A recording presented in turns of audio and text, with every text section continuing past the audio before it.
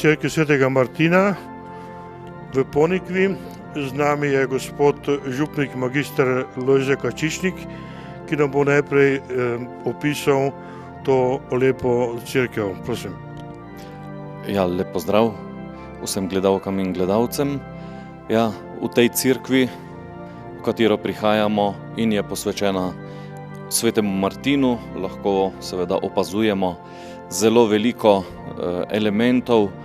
Seveda prvotno gre za versko zgradbo, za cerkev, za prostor, ki je posvečen Bogu in tudi vključuje nekatere arhitekturne in tudi umetnostne elemente, ki jih lahko tukaj opazujemo in se veselimo, ker je tega veliko. Govorimo o bogati cerkvi z tega vidika. Ja, prav zdaj smo tukaj v osrednji ladji, ki je zelo široka, bolj kot običajno v naših cerkvah. Tukaj vidimo, da gre skoraj za dvoranski tip te cerkve, ki je seveda tudi zelo bogato opremljen. Glavni del pa potem seveda v prezbiteriju, se pravi v oltarnem delu, kjer vidimo glavni oltar in zdaj v zadnjem obdobju je postavljen dodatno še daritveni oltar.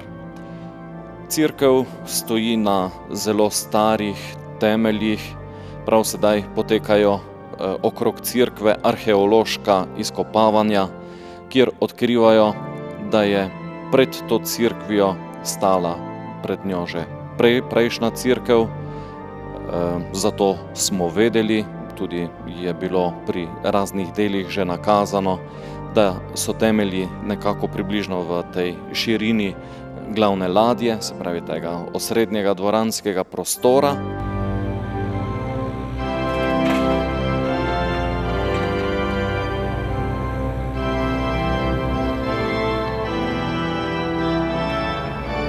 Sedaj so odkrili, da je skoraj v celoti ohranjen tabor okrog cerkve, to pomeni protiturško obzidje, ki je bilo postavljeno zelo verjetno v 15. stoletju. Pri nadaljnjih izkopavanjih pa so na severni strani cerkve odkrili še dodatne temelje, tako da govorimo o najmanj 3 cerkvah. No, pravkar je arheolog omenjal možnost, da bi ta cerkev imela celo 5 ladij, to še trenutno ni odkrito. Če bi se to izkazalo za resnično, potem govorimo o zelo izredni bogati arhitekturni najdbi, arheološki najdbi, ki pa jo bo seveda treba še dopolniti in tudi raziskati, ali to drži in v kakšnem koncu se je to tudi naprej razvijalo.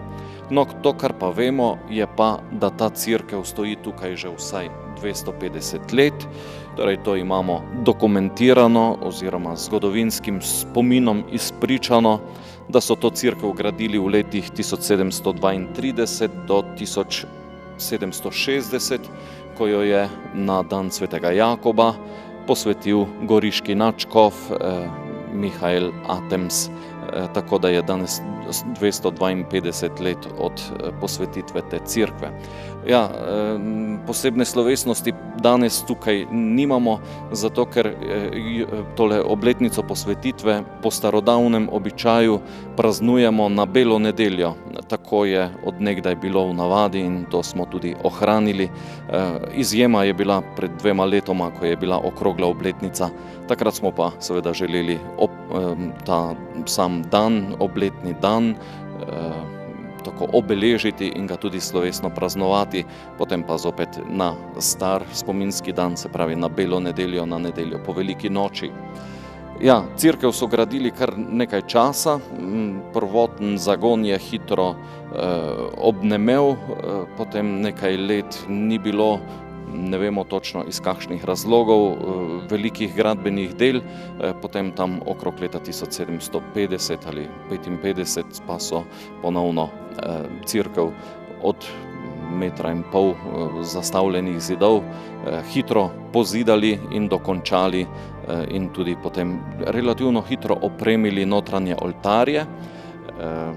takoj je prišel mojster iz Slovenj Gradca, Janez Jurij Merci, ki je cerkev opremil s temi čudovitimi oltarji.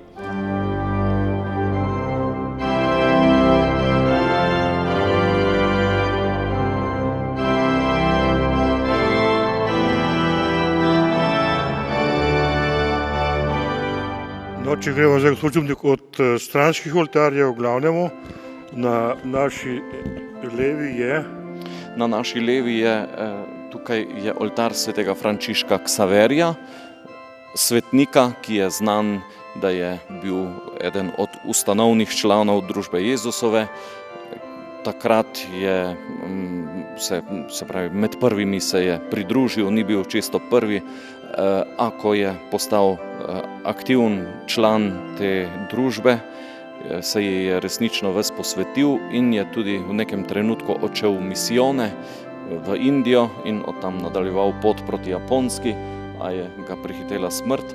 No, značilno zanj je seveda prav to, da je kot misionar veliko krščeval, zato vidimo tudi tega otroka, ki ga krščuje v Indiji, vsaj tam v Kerali, pa tudi gor proti Bangladešu ali proti Pakistanu so seveda ljudje zelo temne rase, tako da imamo občutek, kot da smo sredi Afrike, ampak seveda gre za Indijce, ki jih krščuje. Ob njem je tudi ustanovitelj jezuitov, Ignacij Lojolski, na drugi strani pa priljubljen svetnik sveti Anton Padovanski. Tako imamo ta stranski oltar, ki je morda malo manj bogat, vidimo, da je verjetno že potem bilo veliko stroškov, pa morda so se tudi razmere zelo spremenile, medtem ko v tem osrednjem delu pa vidimo resnično izredno bogata rezbarska dela, pa naj gre za glavni oltar ali pa za prižnico, pred katero stojimo. No, prav z tega dela ali še kakšen korak malo bolj nazaj se odlično vidi predstavitev teh podob v baldahinu, v prižnici, torej v zgornjem delu, vidimo 12-letnega Jezusa v templju. To so pismouki, ki ima vsak na svojih kolenih zvitek oziroma kodeks. Seveda gre za svetopismo, ki ga proučuje in se tudi na osnovi teh besedil iščejo razlage in interpretacije določenih trenutkov v zgodovini in Jezus, 12-letni, torej pravkar polnoletni, je dobil pravico, da se s temi pismouki pogovarja. Prižnica je bogata tudi v spodnjem delu, kaj pa je tukaj? Ja, tukaj imamo še upodobitev raznih drugih svetopisemskih prizorov, ja, veliko je zanimivih. Dobro, ta glavni so gotovo kipi, tukaj, ki jih vidimo, to so kipi evangelistov, vseh 4, vmes so tukaj reliefi iz Nove zaveze, tukaj konkretno vidimo, kako Kristus izroča ključe Petru, seveda po tistem, ko je Peter izpovedal vero in je izpovedal Kristus, ti si Kristus, sin živega Boga. Jezus pa odgovarja, blagor ti, Simon, Jonov sin, zakaj meso in kri ti tega nista razodela, ampak moj oče, ki je v nebesih, in tudi jaz tebi povem, ti si Peter, skala, in vidimo skalo od zadaj, a ne? In na to skalo bom sezidal, kaj? Cerkev. Vidimo cerkev, tukaj sicer zgradbo, ampak v resnici seveda govorimo o duhovni zgradbi, skupnosti verujočih, in dal ti bom ključe nebeškega kraljestva. Zakaj? Zato, da boš odvezoval in zavezoval grehe in druge stvari. Govorimo o Petrovem prvenstvu oziroma o poslanstvu, ki ga ima rimski škof, ki je naslednik apostola Petra. Ja, zdaj smo pa že tukaj še pri tem oltarju, ki pa je oltar posvečen svetemu Antonu Puščavniku. Ga tudi vidimo v značilni obleki. Ob njem je veliko kamenja, simbol puščave, tudi veliko skušnjav, zato hudi duh. Kasneje so Pavlinci, duhovni sinovi, ki so želeli posnemati življenje svetega Pavla, imeli tudi veliko opravka z svinjami. Mislim, da so jih gojili predvsem zato, ker so se ukvarjali z zdravilstvom, in ker so se ukvarjali z zdravilstvom, so potrebovali tudi veliko masti in so jo pridobivali na ta način, da so imeli veliko svinj, od katerih so potem lahko uporabljali njihovo mast. To je pa zdaj novejši del, tale srednji del. Spodnji del je seveda novejši, pravzaprav sam del ni novejši, ampak ta del je sveže obnovljen, tudi z namenom, zato ker je tukaj postavljen relikvijarij. Govorimo o relikvijah blaženega Antona Martina Slomška, ki nam jih je odstopil mariborski škof, takrat še škof, dr. Franc Kramberger, kmalu po beatifikaciji. Relikvije so ena stvar, ki so v cerkvi zelo češčene, morda nas na prvi trenutek malo zmedejo ali pa nam predstavljajo nekoliko stiske. Zakaj? Zato, ker se bojimo mrtvih delov, ampak tukaj ne gre za to. Kristjani zelo spoštujemo ljudi, torej človeka kot posameznika, pa potem tudi kot vse ljudi skupaj. Še posebej nekoga, ki je dober, in tudi tistega pa posebej, ki doseže stopnjo svetosti. V prepričanju, da je svetost nekaj takšnega, kar prevzame celega človeka. Nekaj tako močnega, da ga ne more zapustiti niti v trenutku smrti ne. In zato so posmrtni ostanki ali pa grob, svet prostor, svete stvari, ki jih častimo, radi tja romamo, ker nas to spodbuja, da bi odkrili življenje tistega svetnika, da bi se tudi sami trudili za življenje, za herojsko krepost, ki je njemu pomagala k svetosti na poti na oltar, in seveda, da bi z molitvijo izprosili kakšno milost, morda tudi kakšen čudež. No, tukaj imamo Slomškove relikvije, kot rečeno, ki nam predstavljajo našega rojaka, blaženega Antona Martina Slomška, ki je bil tukaj rojen 26. novembra 1800 in še isti dan je prejel tudi sveti krst. Seveda na krst nas spominja tam bližnji krstni kamen, ki je na drugi strani vzidan v steno in predstavlja ta milostni trenutek. Isti krstni kamen? Kamen je isti, morda je na drugem mestu, to ne bi zdaj znal čisto točno povedati, gotovo pa je kamen tisti, ki je že od nekdaj v tej cerkvi, priča številnih milosti, ki se delijo po tem zakramentu. Slomšek je to zmeraj zelo, zelo cenil in če se je le dalo, je vsako leto, bodisi na samorojstni dan ali pa v neposredni bližini prišel semkaj in v cerkvi dlje časa tiho molil, se zahvaljeval za milost vire, za dar, ki ga je prejel, ki ga je tudi tako lepo opisal kot luč in kot ključ, bodisi v smislu vire, v smislu kulture. Zanje je to bila enota, nerazdeljiva celota, ki je ni bilo smiselno in nedovoljeno deliti, ampak za njo živeti, delati, goreti. No, sedaj se približujemo oltarnemu delu, se pravi v središču cerkve. Kaj je tukaj najbolj pomembno? Ja, tu je veliko lepih stvari. Tu bomo skušali razložiti, kaj najdemo v glavnem oltarju. Seveda najprej našega župnijskega zavetnika, ki je tudi patron te cerkve, to je sveti Martin v sredini oltarja, v glavni niši. Navadno smo navajeni, da vidimo Martina na konju, kako razpolovi svoj plašč in ga polovico daje revežu. Tukaj pa je upodobljen v malo drugačnem trenutku, in sicer v trenutku, ko ga Jezus sprejema v nebeško slavo. Se pravi, upodobljen je v trenutku poveličanja. Jezusa vidimo desno zgoraj od Martina in Martin v škofovski opravi, angeli držijo palico in kapo, nad njim je mogočna krona, okrog je veliko veselja, kar predstavljajo številni angeli, ki igrajo na razne instrumente. Zdaj, ker nismo dovolj uglašeni na duhovno glasbo, morda ne slišimo, kako prepevajo. Ali pa, kako kdo, ne? Potem vidimo ob svetem Martinu seveda še nekatere druge svetnike. Če gremo prav od desne proti levi, je najprej sveti Pavel, potem je sveti Janez Nepomuk, je tudi izredno zanimiv svetnik, tam iz 15. stoletja, zavetnik spovedne molčečnosti, na kar lepo nakazuje tudi angelček, ki drži atribute.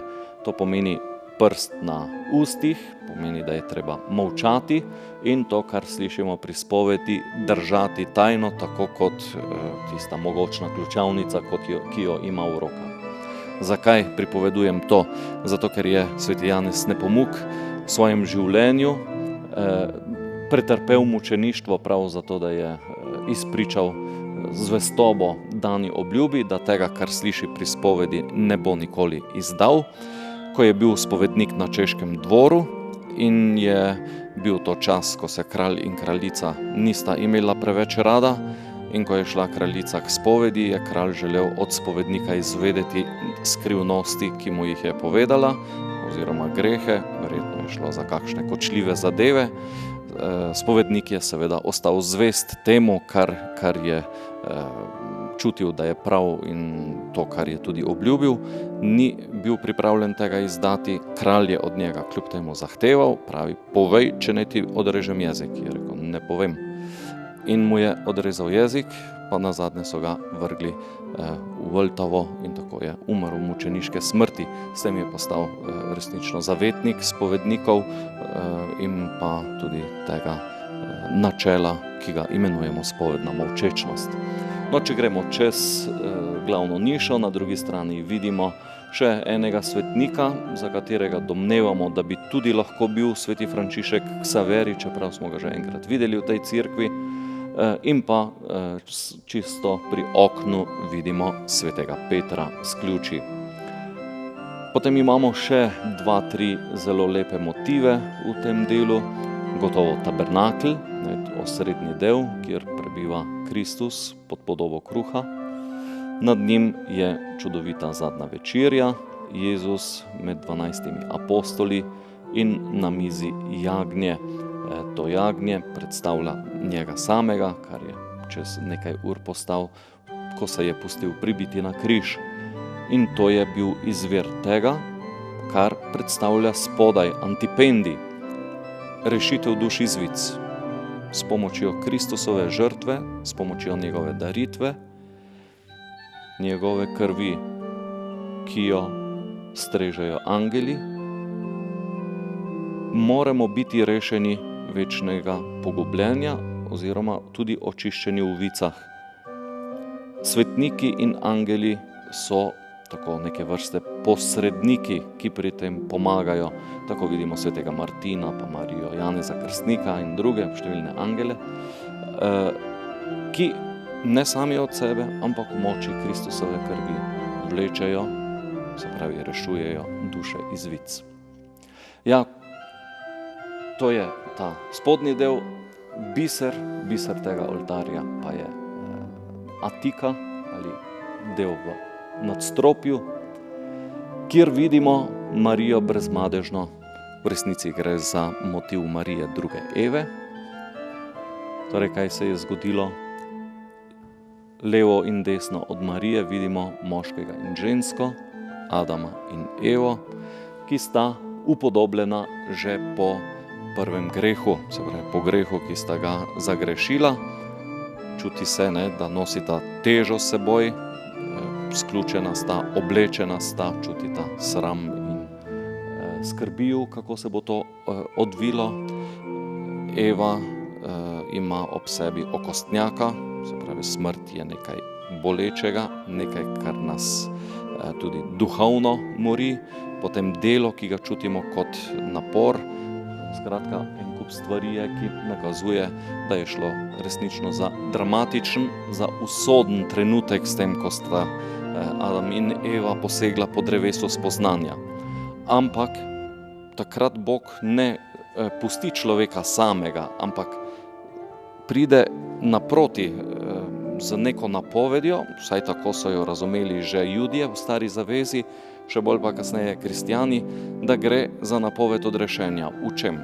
V tem, ko govori v pogovoru skačev sicer Bog, ne, in napoveduje: sovraštvo bom naredil med teboj in med ženo, med Evo, med tvojim potomstvom in med njenim potomstvom. Ta ti bo glavo strl, ti ga boš pa ranila na peti. Tako so potem kasneje kristjani prepoznali v tem prvi evangelij, prvo veselo oznanilo, protoevangelij, ki se je mnogo stoletij kasneje uresničilo v Devici Mariji, ki pa jo vidimo upodobljeno prav v sredini. Marija brezmadežna, ki je povezana z neko simboliko, s prvo ženo, z Evo. Eva je utrgala sad, ki je prinesel nesrečo. Marija je prinesla svoj sad, ki je Jezus. Tam vidimo malega Jezuška, ki je v moči Svetega Duha, vidimo simbol Svetega Duha nad Jezusom, to je golobček. Celoten svet, na katerem Marija stoji, zopet spravil z Bogom Očetom, ki je najbolj na vrhu. Tako je ta napoved v raju dobila svoj epilog, zaključek, in se je to uresničilo, in od takrat naprej imamo zagotovilo, da je odrešenik med nami, če z njim sodelujemo, smo tudi lahko deležni odrešenja. Marija pa je dobila vzdevek, da je druga Eva. Tako imamo tukaj malo Svetega pisma, malo umetnosti v rezbariji, se pravi v tej poznem baroku, ki prehaja v rokoko, izredno lepo izdelano. Potem si lahko z lahkoto prikličemo v spomin še kakšno pesem, ki je na primer Lepa si lepa roža Marija, tista znamenita kitica: kar nam je Eva nesrečna zgubila, roža Marija nam je zadobila, ki je rodila Jezusa, milega nam zveličarja. Tako da je tukaj res zelo večplastno povezano to, kar je srčika našega oznanila in naše vire, in ga tukaj lahko velikokrat opazujemo. Z veseljem ga tudi razložim, ko pridejo romarji. Ja, tako, to je približno. No, vidimo, da imate lep daritveni oltar, to je sedaj že po reformi koncilski. Kdo je pa to naredil? Ja, se pravi, ta del prezbiterija je bil preurejen, mislim, da leta 1991 ali vsekakor tam v 90-ih letih preteklega stoletja. Zato je poskrbel moj predhodnik, gospod Miha Herman, načrte, zato pa je naredil arhitekt France Kvaternik. Takrat so potem tudi to dopolnili in oblikovali ta prezbiterij v tem duhu, kot ga danes vidimo, in mislim, da se kar lepo dopolnjuje in usklajuje s tem izredno bogatim glavnim oltarjem. Ja, drugače, cerkev je seveda, kot rečeno, hitro takrat okrog leta 1760-70 bila opremljena za oltarji. Tam 1890 so cerkev tudi poslikali, to je opravil umetnik Jakob Brolo, ki je sicer poslikal več cerkva tukaj na Slovenskem Štajerskem. Tudi to izredna lepa poslikava, ki je bila opravljena leta 1890, je bila pospremljena. To, kar zdaj vidimo. To, kar vidimo, je bila pospremljena seveda tudi z delno obnovo teh oltarjev, ki jih vidimo. Tudi v precejšnji meri je bila takrat opravljena pozlata. Domnevam, zdaj to so delali pred mano, tako da čisto zagotovo ne, ampak glede na restauracijo tega spodnjega dela oltarja je zelo verjetno, da je tudi glavni oltar bil narejen v podobnem tonu ali podobnem tonu, kot vidimo prižnico, kasneje pa je bilo dodane veliko pozlate, torej tam okrog leta 1890. Poslikave pa so tudi bile popravljene in delno restaurirane po kozjanskem potresu, ki je bil leta 1974, ta obnova pa se je zgodila okrog leta 1980, torej po nekaj letih. Kaj so bile velike razpoke? Bile so, ja, je bila cerkev precej porušena. Tukaj je bilo če govorimo o tem področju, kar precej hiš razglašenih za nevarnih za bivanje in so jih porušili, zgradili nove. Tudi drugod je bilo veliko možnosti, da so hiše ali na novo zgradili ali jih dopolnili, renovirali. Tudi šola je bila takrat nova, no cerkev pa je utrpela večje poškodbe, ampak ni se pa prav podrla in so se odločili, da je še primerna za sanacijo, hvala Bogu. Takrat so tudi dali te železne vezi notri in tako je ohranjena ta čudovita kulturna dediščina, ki je sama po sebi zelo lepa, primerna za občudovanje, še bolj pa seveda, če vemo, da imamo tukaj dragocenega gosta, ki je Jezus.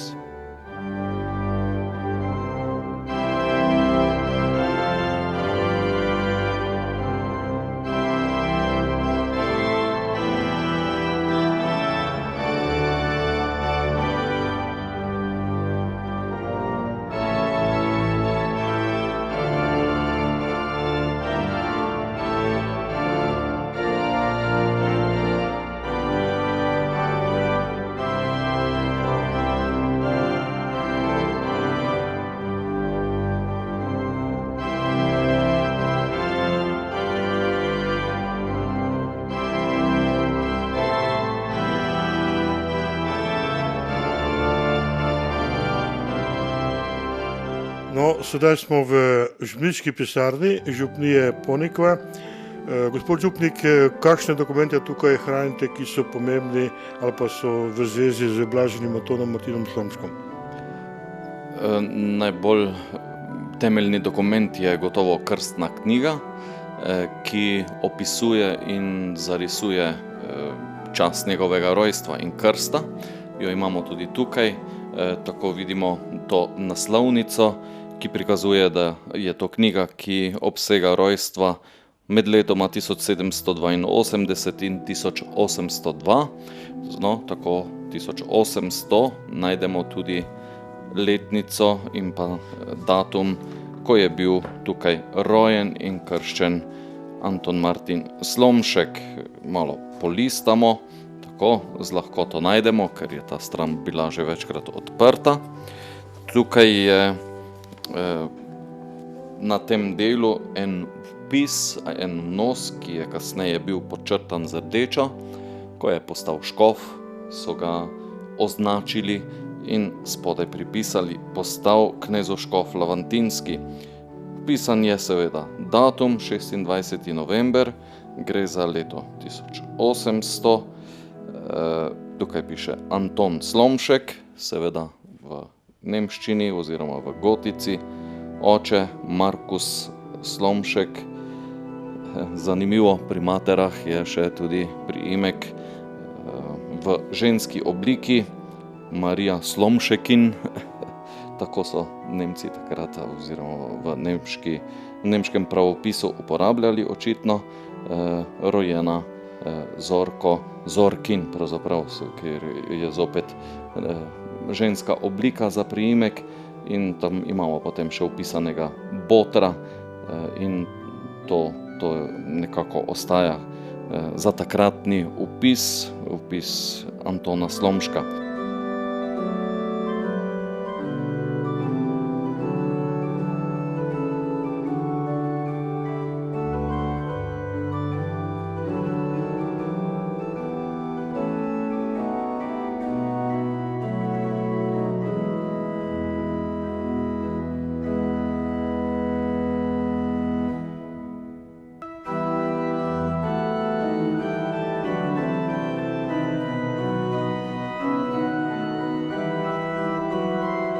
To je prva župnija, ki ima svojega svetnika na Slovenskem.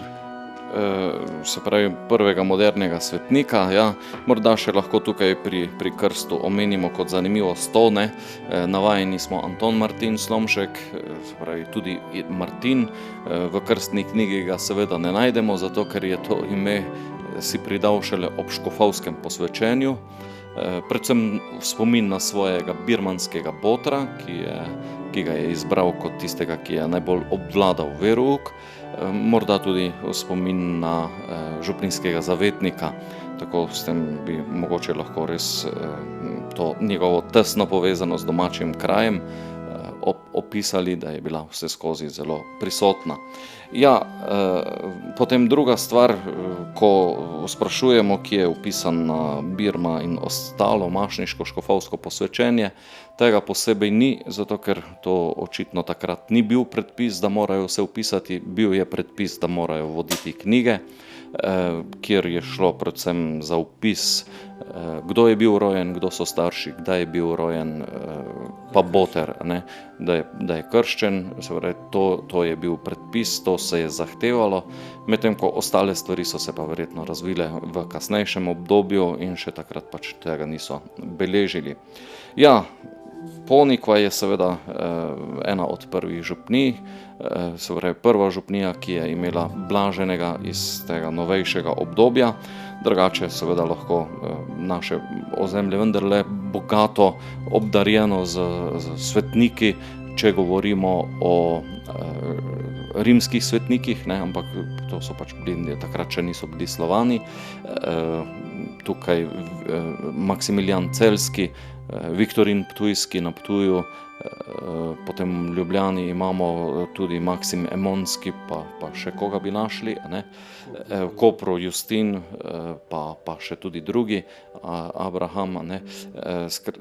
Imamo zelo bogate svetnike. Potem nikakor ne moremo pozabiti svete Eme, ki je tudi izvirala tukaj iz Pilštanja, ampak potem pa uradno razglašenih v tem bolj zadnjem obdobju, pa iz tega obdobja slovenskega naseljenstva, pa jih imamo precej manj, ne, oziroma je Slomšek prvi med njimi, zato smo toliko bolj veseli in ponosni, da je bil tukaj rojen, tudi to, da je ohranjal stik, sem je velikokrat prišel, tu je tudi posvetil zvonove leta 1851, je imel čudovito pridigo takrat tudi, potem enkrat je imel sam, je vodil ljudski misijon, tako da je... To kot škof že? Kot škof.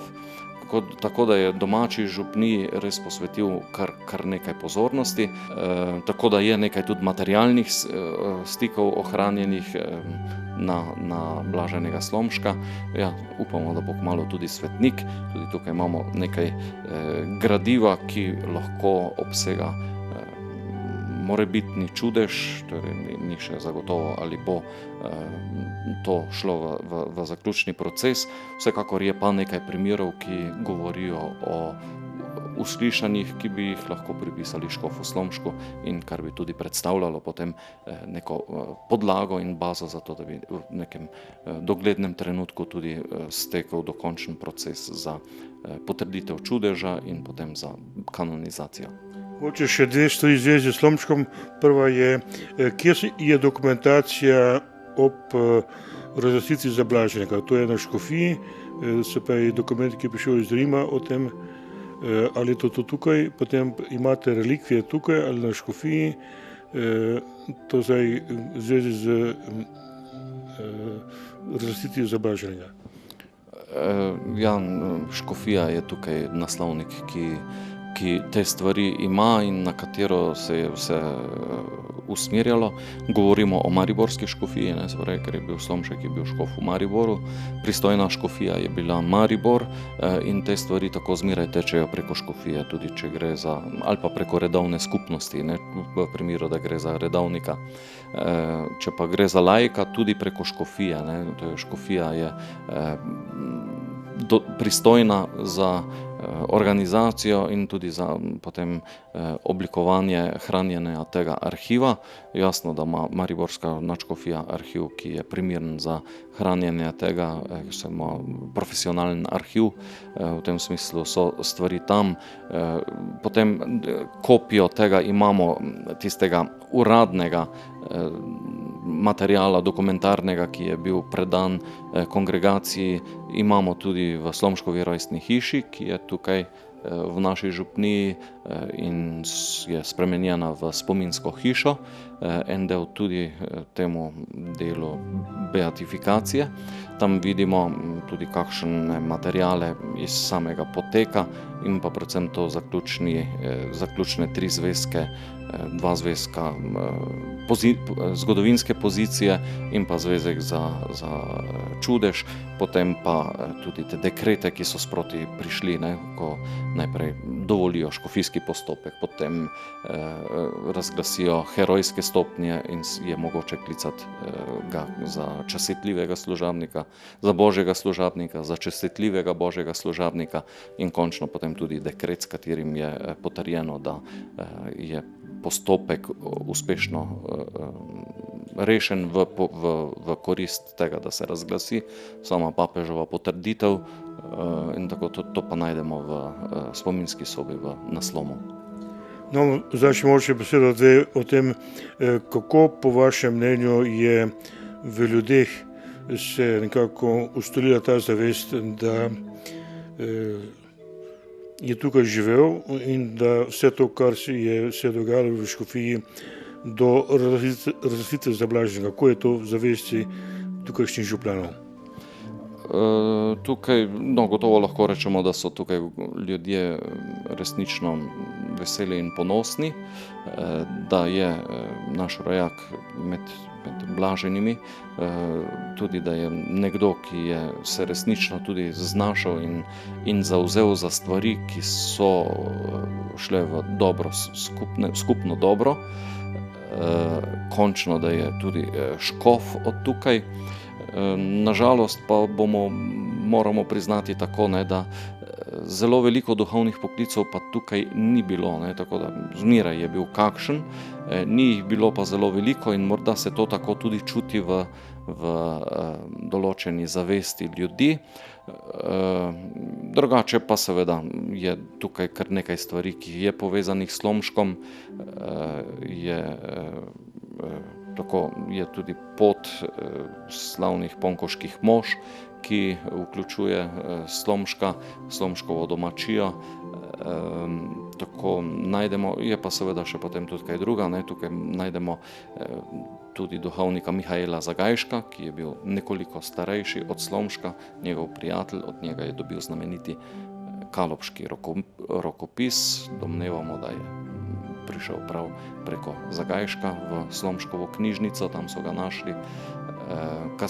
Zagajšek je spisal prvo slovnico v slovenščini, slovensko slovnico v slovenščini, potem kasneje imamo enega nekoliko mlajšega od Slomška, to je Blaško Cen, je bil priznan kartograf in izdajatelj atlasov, in pa v novejšem času Stanko Buser, profesor geologije, ki se tudi delno politično angažiral, sploh ob osamosvojitvi.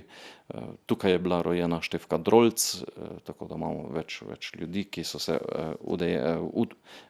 uveljavili, ampak seveda med njimi zavzema primat in častno mesto prav škof Slomšek.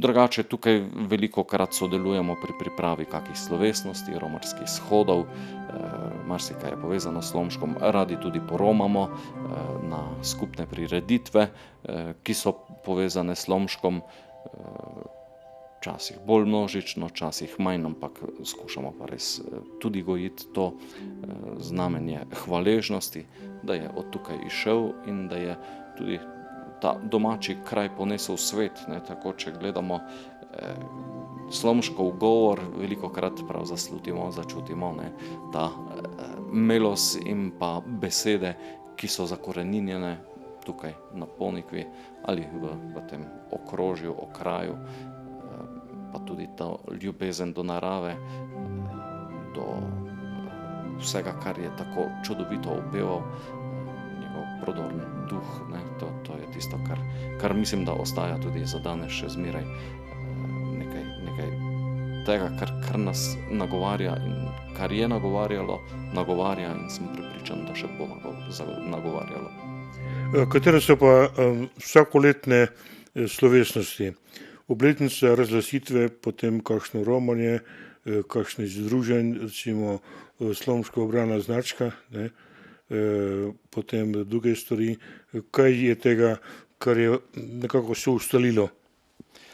Ja, zdaj v Slomškovem letu, ne, letos praznujemo 150-letnico njegove smrti, v kratkem, v septembru se bo to zgodilo, ampak skušamo nekako to razširiti, da ne bo samo en dogodek, ampak da jih bo več. Tukaj smo imeli slovesen začetek Slomškovega leta, prav na Slomu, na njegovi domačiji.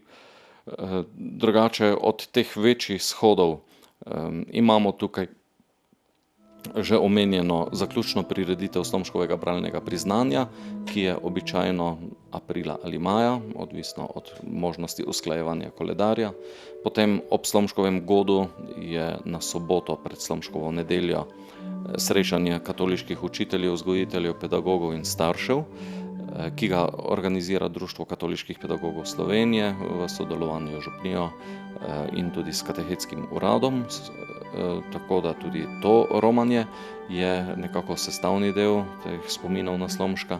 Potem je že tudi, mislim, da bilo 7-8 shodov kmetov. Kmetje so Slomška razglasili za svojega zavetnika. To je navadno v oktobru, to poroma kar večje število ljudi, 1000 do 1500, tudi 2000, različno pač od leta do leta, tudi od vremena. In eno izredno lepo srečanje je tudi srečanje sodelavcev Caritas. To pa navadno poteka v novembru, tam proti koncu novembra, blizu Slomškovega rojstnega dne, in tudi to predstavlja eno tako lepo srečanje. Razen tega imamo še potem nekatere druge stvari. Kot rečeno, v času Slomškovega leta tukaj potekajo mesečne molitve 19. v mesecu, to je prav na obletnico Slomškove beatifikacije. Potem pa tudi tako občasno imamo molitveno uro, gotovo pa pri vsaki sveti maši dodamo prošnje, zato da bi bil Slomšek malo razglašen za svetnika. Tudi po obhajilu molimo to molitev, ki jo dobimo navadno na podobicah. Nebeški Oče, blaženi škof nam je luč na poti našega krščanskega življenja. Potem pa so še kakšne druge priložnostne zadeve.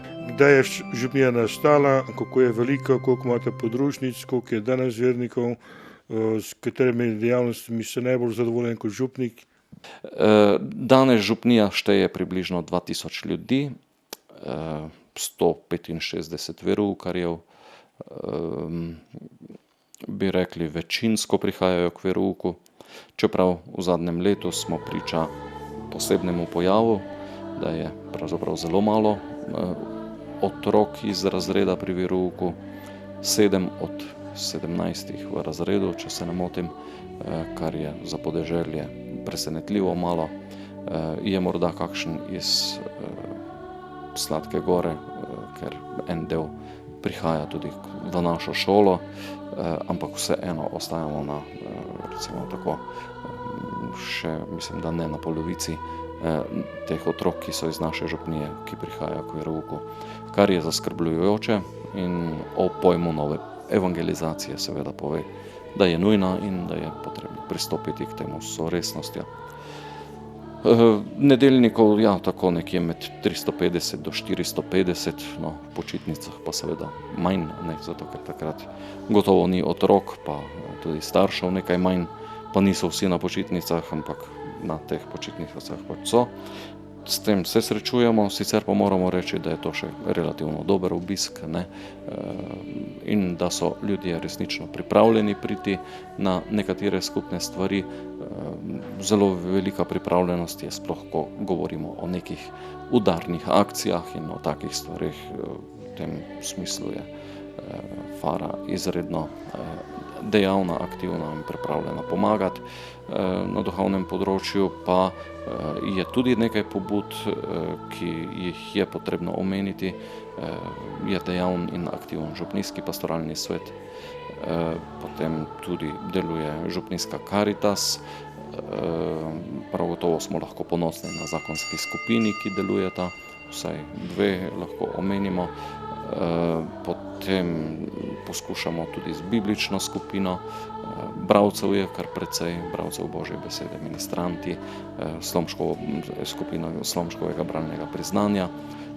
Ponikva brez pevskih zborov ne bi bila Ponikva, torej zelo dejaven pevski zbor, tako odrasli pevci, pa tudi otroški pevski zbor, tako 2 zbora lahko mirno naštejemo, pa verjetno bi lahko še kaj omenili.